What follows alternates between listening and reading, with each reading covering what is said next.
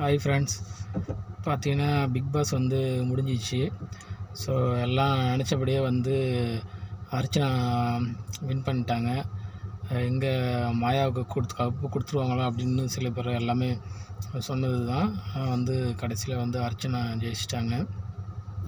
இதில் பார்த்தீங்கன்னா முக்கியமான விஷயம் என்னென்னா, அவங்க ரன்னரும் வரல, ரன்னரப்பும் அவங்க வரல. ஸோ ரன்னரப்பு பார்த்திங்கன்னா மணி தான் வாங்கியிருக்காரு. ஆனால் மணி வாங்கினதும் மாயா கம்பேர் பண்ணும்போது மணி வாங்கினது எவ்வளோ நல்ல விஷயந்தான் அது.